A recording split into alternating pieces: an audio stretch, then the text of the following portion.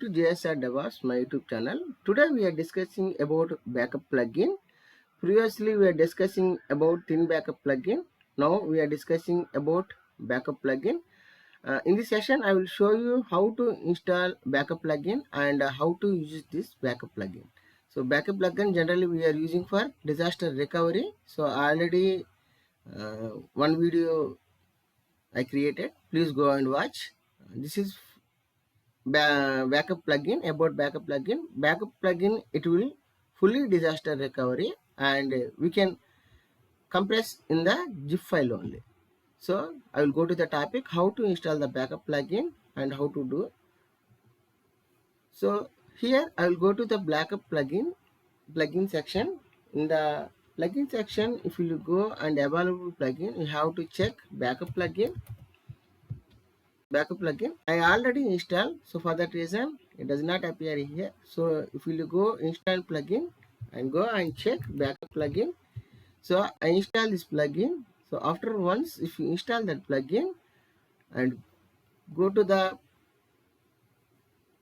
manage Jenkins, so here we have available backup manager and go to the setup and we have to give the path where we have to create the backup. So it is the format I already told you. Here I comparison between thin backup plugin and backup plugin. So we can comparison in thin backup is no, but in Jenkins backup plugin it has available. So here you can select any format like tar and zip. So here I am selected zip, and if you have to take any environment, like if it is dev or prod or whatever it is, where you have to recovery all the backup, so you have to mention that environment and given the name. So this is the date where when I am taking the backup. So this is the date 08/06/2025. So you have to given like this only. So this is the .zip extension. So I given like this only. So don't forget it, backup directories you have to choose the option where the backup is created, and this is the format you have to extend the .zip file only. So I do not change anything. So I'll save, come out, then you have to click backup option. So it will take the backup.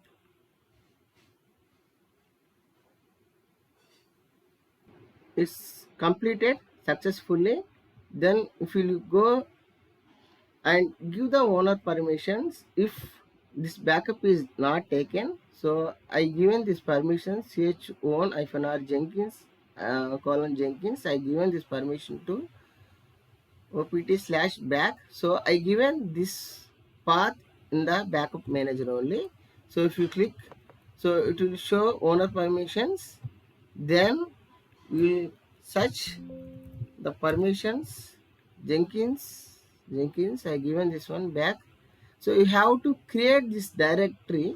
If it is not existing, so you can create this backup directory, then only this will work. Otherwise you will get the error. So I given that path. Now you can go and check in that particular back directory ls. So here previously I taken prod and now I mention the dev only. So it will take the backup. And if you have any doubts, go and check here in the setup. So what data you have to given, you can go and check dev underscore Jenkins underscore backup. So you take and complete the backup of our home directory. If you will unzip this directory, you will get all the information. See, I unzip this directory. So entire home directory it copy. So it's showing everything backup plugins, what directories it has in the home directory, Jenkins home directory. Everything it create in the zip format only.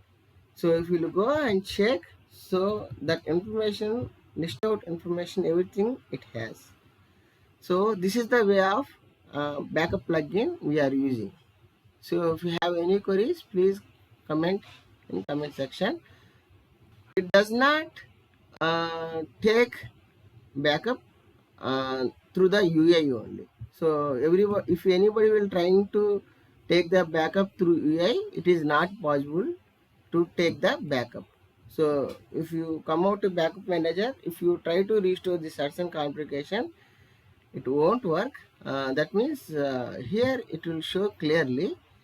So UI is not possible. See, restore via Jenkins UI, yes, no built-in UI. So this is the difference between thin backup and backup plugin. I already created one video. Please go and watch. This is, I explained thin backup plugin and this is backup plugin. Thanks for watching.